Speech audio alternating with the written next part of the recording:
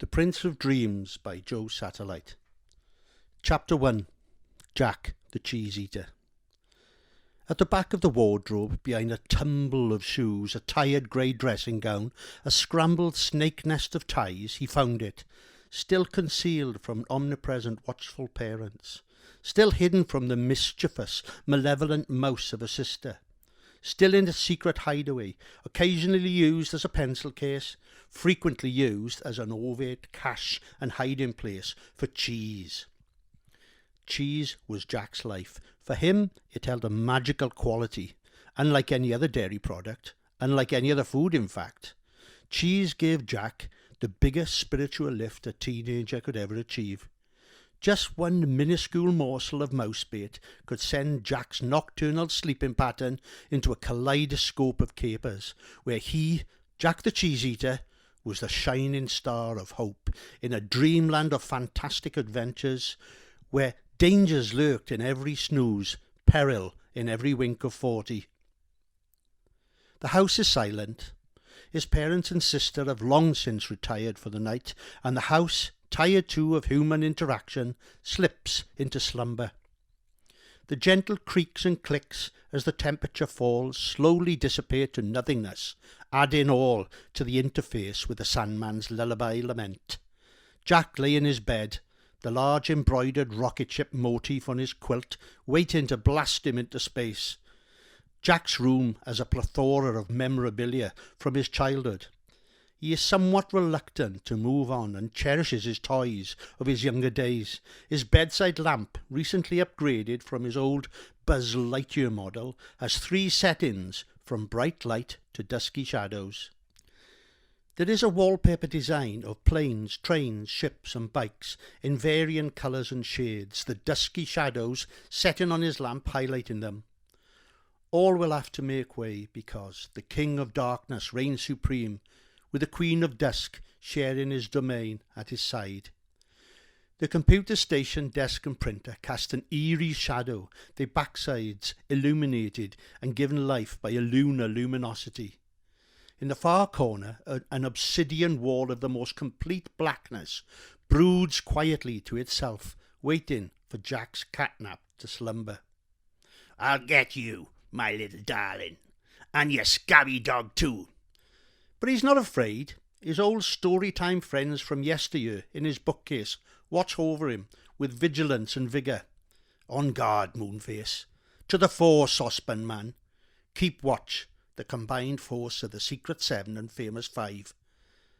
Mum had asked if he would like to donate the old books to the Salvation Army shop on Pemberton Way, but Jack was steadfast and resolute. They are part of me and my past. I need to keep them. Jack had been hiding cheese for as long as he could remember. His mum and dad were utterly convinced that his stories of nighttime romps were the byproduct of this dairy product. But the stories, they were so vivid. He nibbles on the last remnant morsel, cherishing the crumb like a cheese connoisseur, delighted with the palatable fragment, along with Bozo, the stuffed puppy dog, another remnant of a 6th-year birthday party. He snuggles down into the pillows and the down of the quilt, surrendering to the comfort. He ensures that both ears are covered lest the bogeyman lop them off with a silent scimitar and cook them for Mrs. Bogey and their 2 children, big and sticky. Tick-tock, tick-tock, tick-tock. The day-glow second hand of the Arsenal clock suddenly sounds like a hammer on an anvil as it sweeps around a glowing football face. Its sound somehow echoes Jack's faint heartbeat as his eyelids shut shop for the night. His breathing slows down and his muscles, tired from a strenuous day of play, finally relax. The events on his busy day float through his mind like tiny echoes of thoughts, fanned by the wings of dreamscape sprites as they shimmer on the borders of his consciousness. The tiny frown lines, which will one day grow across his forehead, relax like rubber bands returning to their natural state. All is quiet and serene, peaceful and calm, as he finally floats on the tree of tranquility. Jack didn't quite understand how it could happen. He had sat and pondered laboriously on several occasions, trying to fathom out why cheese had this unusual nocturnal effect. According to the Arsenal time, it was 2:14 a.m. when Jack floated out of his body. It was like being forced through a narrow pipe, your bones and muscles squashing and mulching and forcing its way upwards, like being submerged in a deep dark pond and swimming frantically upwards until you just popped. He was standing on the edge of his bed, looking down at himself, sleeping contentedly. An insinuation of a smile, barely visible, glides across the features of his real face. He was excited, but the excitement, as always, was mixed with a smidgen of trepidation. He floats through his bedroom door, making the same squashy pop noise as earlier, and tiptoes downstairs. On the 5th stair, he stops abruptly and realises that he can't make any noise in this state, so he giggles to himself and jumps up and down on the remaining stairs until he reaches the bottom. Passing through the dining room to the conservatory, he stops momentarily and stares into the eyes of CJ, his border collie and playmate. The dog can't see him, but is somehow aware of him and turns his head to one side, his ears cocked suspiciously and instinctively. Finally, he reaches his destination, the patio, which is directly outside the conservatory and serves as a springboard to the garden and decking area. The night is cool, and there's a lingering smell of cut grass and a faded barbecue. Somewhere in the distance, a barn owl throws a party for one and is having a right old hoot. The sky is almost cloudless, and the star-spangled galaxy is trying to outshine the moon tonight in its full circular court. Jack takes one quick look at his sleeping house and leaps into the air with the gusto of a rocket on bonfire night. But instead of returning to the earth with a bump, he shoots upwards, towards the heavens. Up he soars like Buzz in his favourite old movie, dissecting clouds as his world slowly ebbs away behind him. A passenger jet en route to the airport crosses his path, its night lights blinking at him, wild in disbelief. Finally his ascent stops, and he hovers, spinning like a top. His ears are ringing, a tone similar to a tuning fork, and it leaves him slightly nauseous. This is the true beginning of Jack's adventure this evening. He feels that he is like a human receptor, picking up possible adventures from many lands. Suddenly the spinning stops as abruptly as it started. A new quest beckons. He is totally tuned in, and his spirit form is off again. Will it be pirates? Will it be sea monsters? Will it be giants, witches, wizards, or dwarves? Chapter 2. A Meeting of Minds. Jack really was a superhero. During his nighttime escapades into the magical world of make-believe, he soared faster than Superman. His strength surpassed that of Tarzan, and he was far more agile and dexterous than anything Peter Parker could muster in his arachnid form. As he hurtles bullet-like across the seascape, his speed causes explosions on the water's surface. To any onlooker, it would seem as if the sea were trying to catch him in a race, but never quite achieving its goal. Finally, up ahead, Jack could see the distant shoreline and slowed his pace dramatically, which enabled him to fully adjust to his whereabouts and take in the true splendour of the coastline. Large buttress cliffs, their chalky white facade shining proudly in the pale moonlight. The salty sea air combined with the gentle spray of the ocean cooled Jack in a most refreshing way. He came to a stop at the foot of the cliffs, tired to exhaustion. He needed to rest to recharge his body, so he quickly set about finding a haven to sleep for the night. The cave was located on the far side of the beach, huddled behind a clutter of deadwood. Caught and entwined in an old fishing net, Jack spied a sturdy-looking branch of an elm tree that had long since been severed from its owner. He worked it loose and decided to keep it in case there were any stray animals sheltering in the cave. For someone who was embroiled in numerous dangerous adventures, Jack still had one hang-up. He feared the dark. There was something disconcerting about the unknown in shadows and dark corners that made Jack's senses crawl and balk with fear. He knew that he was his own worst enemy, as he created the monsters lurking there in his own mind, but somehow he could never rid his mind of the crafty creatures, and so went through life with the uncertainty of what lurked there, hiding in anticipation, waiting for the right moment when an unprepared Jack would wander within an eating distance of some sharp, gaping mandibles. Jack laughed to himself. On a previous adventure, he had learned something which was to help him countless times in the years to come. He stared hard at the stumpy end of the elm staff he had retrieved outside the cave. He focused all his attention on every small detail and imagined what the staff would look like if it were aflame. Sparks shot out of Jack's eyes into the wood, and the end burst into flames, immediately lighting the far corners of the cave with a golden radiance. He had learned that in this land of make-believe he could imagine almost anything, and it seemed that he had the power to bring his thoughts to life. In the back of the cave there was a makeshift bed of straw that someone had used. Now bereft of any human, it still looked warm and comforting. Jack skirted around the perimeter of the cave to ensure no danger was about, and finally, with a sigh, he lay down on the straw and fell almost immediately to sleep. When he slept in this land, he imagined that his spirit body somehow returned to his real body, but he couldn't be sure. All he knew was that in the morning he felt as if he'd slept well, and felt as if his batteries had been recharged, ready for his next day. Slumber took him until the early hours of the next day.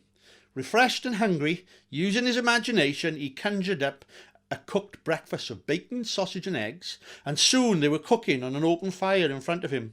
He followed his breakfast with a cup of tea, just like his mum made for him. He was about to put the fire out when he thought he heard a tiny voice call his name. "Jack! Jack! Is that you?" He followed the noise as best he could to the entrance of the cave, but there was no one there.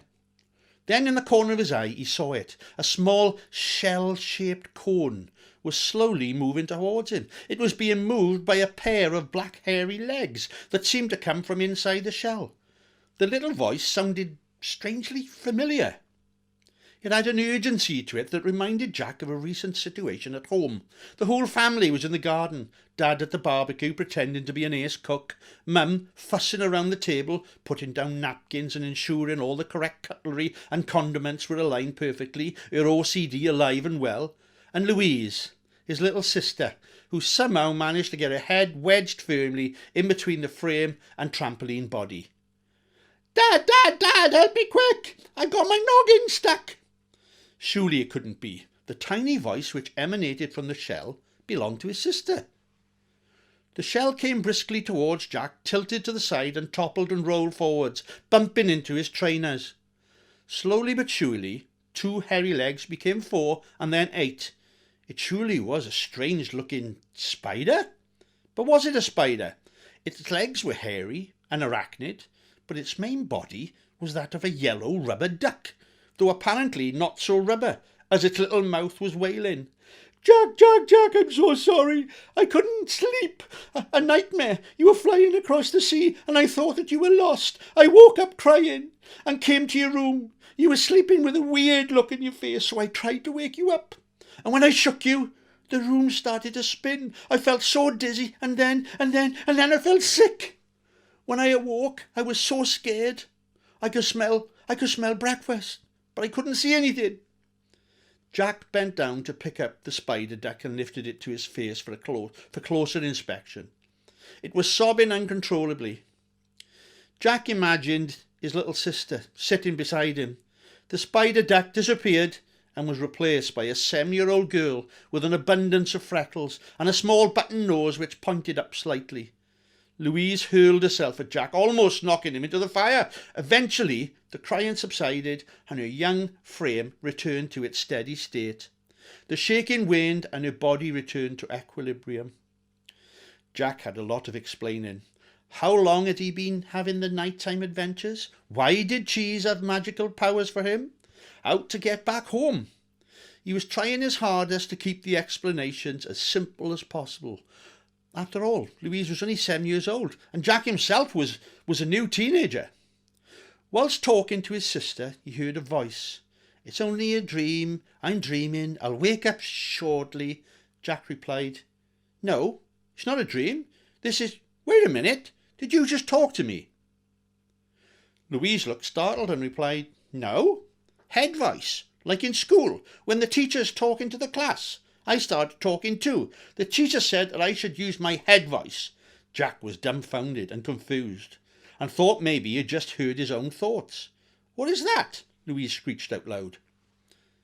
At the cave's opening, a translucent, shimmering object, enveloped in what looked like day-glow seaweed, was dancing to and fro, then springing up to the roof, only to fall back to the floor. It made gushing, guttural sounds, like water bubbling in a boiling saucepan. It rose once more to the height of the cave, but didn't fall this time, and a shape of a hideous face appeared from within the watery mass. 2 bright red eyes shone forth with a menacing expression. Again it fell to the floor, with a noise like a wave crashing, puddling and sloshing, but seeming to grow in mass. It rose once again, but this time seemed to solidify into a broad man, with thin stick-like legs, a large rotund body, portly and corpulent. His arms, in comparison to his legs, were huge, rippled with muscle. Its head seemed somewhat elongated, with piercing eyes and a hooked nose, and the mouth seemed to stretch wider than normal. Long, misshaped locks of what seemed to be like seaweed adorned its head, and cascaded down its body, swaying and slithering in a Medusa-like manner. Its mouth opened into a small, perfect circle, and a watery growl emanated there, gradually getting louder, and its mouth seemed to stretch wider and wider until it took over the space of the whole head. And then all hell broke loose. Out of the mouth, a wave of giant proportions came forth, but unlike any wave seen before, this wave had a mission, a purpose, a horrifying plot. The wave hit Louise full force like a sledgehammer, sending her frail body tumbling and rolling towards the back of the cave. It seemed to act like a tsunami, but with one difference. It was aimed at Louise only. No water touched Jack whatsoever. Jack ran to his sister's aid towards the rear of the cave. In his head he heard the pitiful screams of Louise, calling to him for help, and then she was gone. No more. "Jack!" The voice echoed through his skull, ricocheting around until finally dissolving into a nothingness void, gone, bereft of anything. The figure stood vibrating and shimmering, the moon behind concealing all but the shape, and the eyes, still aglow, crimson hatred radiating forth, beating Jack's senses into submission. Jack's guilt at not protecting his sibling slammed into him, eroding fear and judgment. He ran headlong towards the liquefied monster, screaming gibberish, hoping to surprise his enemy. His underdeveloped, juvenile legs hurtled him forward, his arms windmilling crazily like a banshee in a tornado. At the very last instant, Jack dived into the mass, hoping to knock the assailant over. To no avail. Jack found himself swimming inside a whirlpool, a vortex of violent saltiness with no oxygen at all. He swam upward slowly, using a breaststroke action that his father taught him. But he couldn't breathe. His lungs were almost at bursting point. The water disappeared, and he found himself back standing in the exact same position prior to his attack. The water monster was no more, but in his place, a woman of no more than a metre height, with golden hair, dressed in what seemed to be a green cape, encompassing her full body, sparkling diamond shoes protruding beneath. Even though she was so small, she had an ancient face, grandmotherly in looks, and eyes that projected wisdom and kindness. "Why did you lose control, Jack?" she asked. "Why did I lose control?" he shouted. "I don't think I had any say whatsoever in what happened. That monster has drowned and killed my—" "No, Jack. You were the dream catcher, the prince of dreams, the font of all natural logic." Chapter 3. Queen Amorales. She introduced herself as Queen Amorales, the arbitrator of Quam.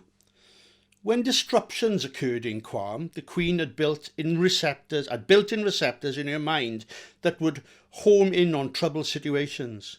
She had the power to intervene, adjudicate, and if necessary, eradicate with extreme power in order to bring peace to Quam.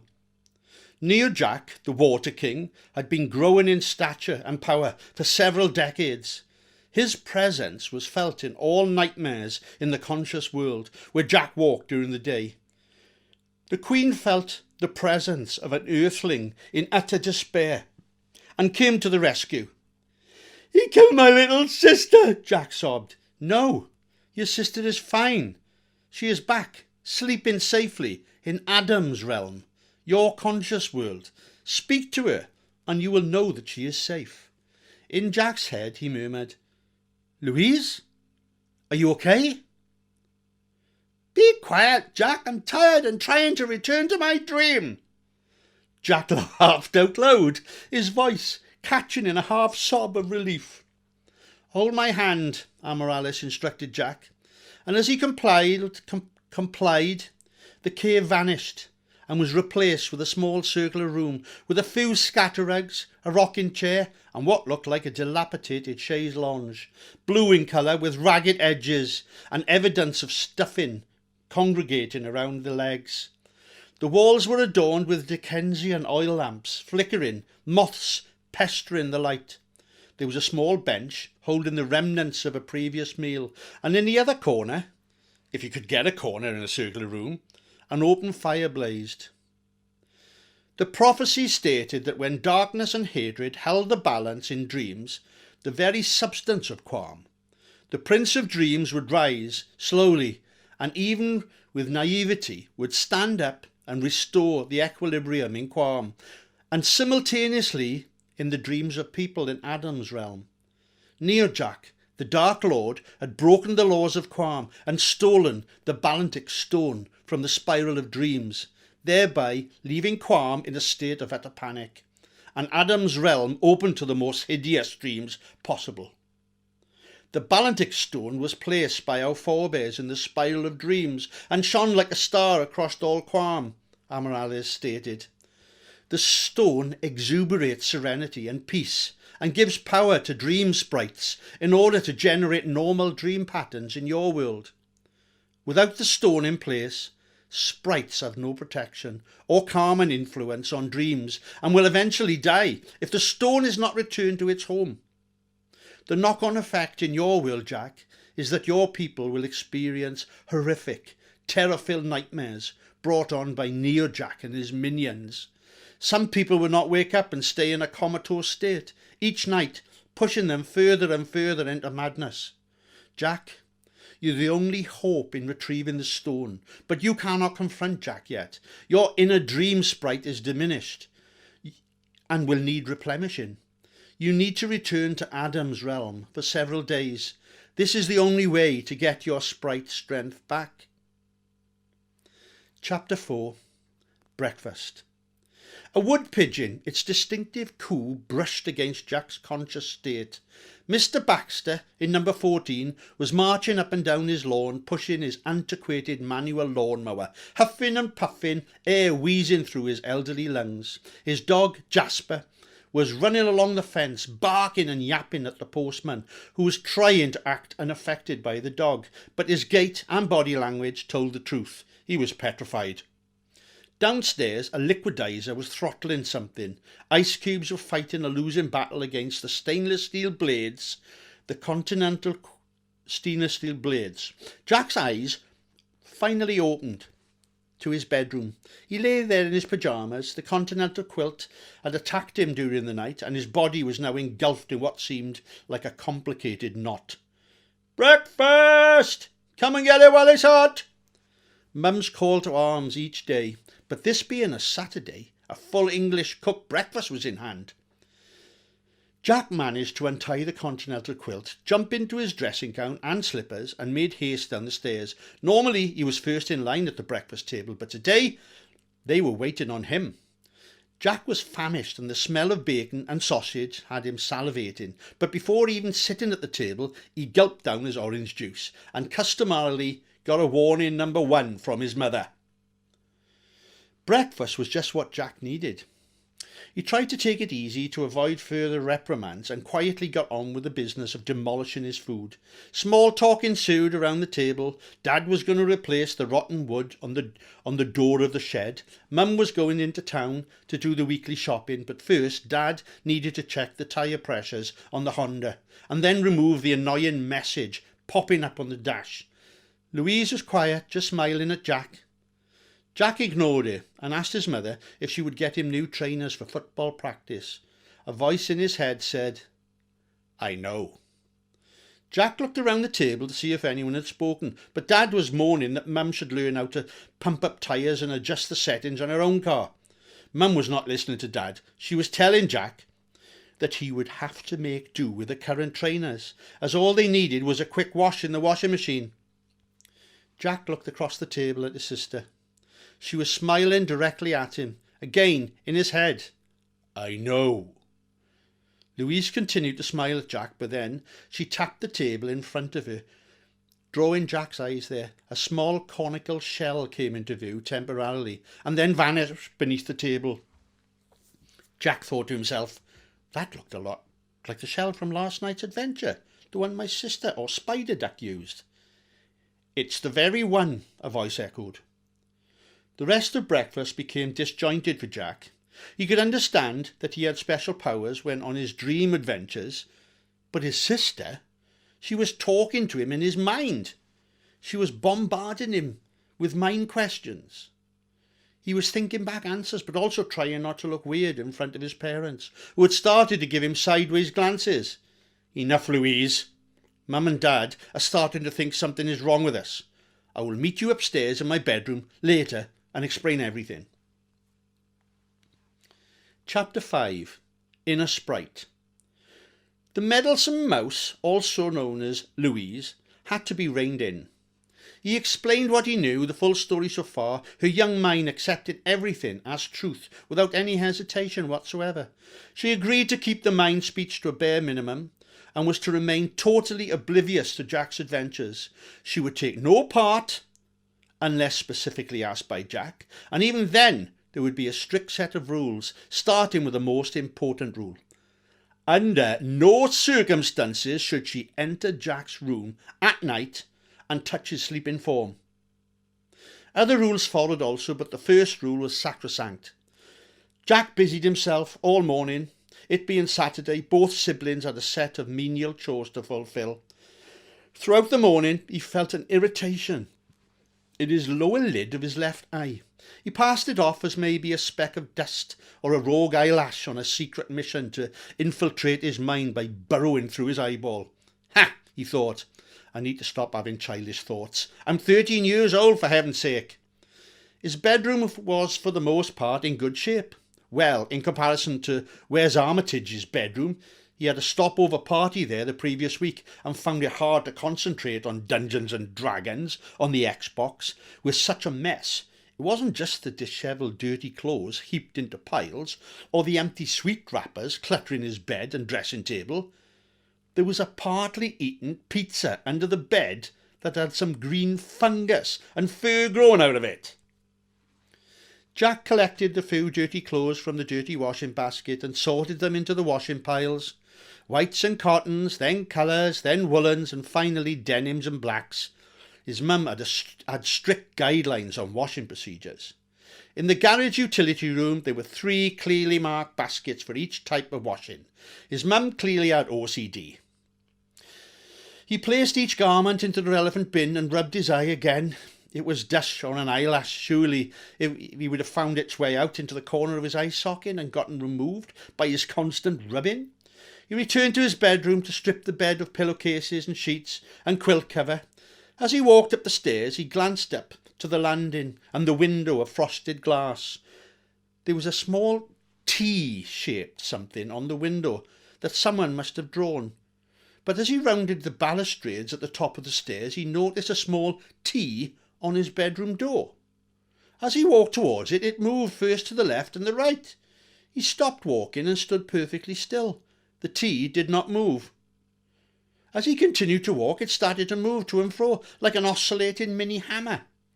Jack rubbed his eye again, the itch exacerbating. When his eye returned to normal vision, the T had grown. It was now 2 T's joined at the top, like a small ladder. As the day progressed, Jack tried to ignore his weird eye. After all, other than occasionally itching, it wasn't too bothersome. No one could see it. He checked in the bathroom mirror. He found that he could ignore it, and even though it was there, by disregarding it in this way, it seemed to dissipate somewhat. Washing, sorted, check. Bed stripped and remade, check. Homework completed, check. Algebra. Who in their right mind invented such a daft and irrelevant chore? McDonald's. Our family on occasion would have children's treat and visit the restaurant. Children's treat, Jack thought. Oh yes, like Dad doesn't yearn after chicken nuggets, large fries and a smoothie for dessert. Jack didn't mind, and Louise was about to pop with excitement. Mum took everyone's order and wrote out each meal with bullet points on a notepad that she carried everywhere. Dad, as usual, Mum a chicken burger of the spicy variety, Louise and I Big Macs and fries. We were allowed a small Diet Pepsi each, a true treat. The meals arrived via Mum and Dad on brown trays, and the usual dive for ketchup and salt amongst the napkins took place. Jack took his first bite into the burger, the cheese melting and drizzling into his mouth. It didn't take long to polish off his burger, and he started now to pick at the fries, dripping each one into tomato ketchup. His eyes started to itch again, so he rubbed it on cue, ensuring no red sauce found its way there.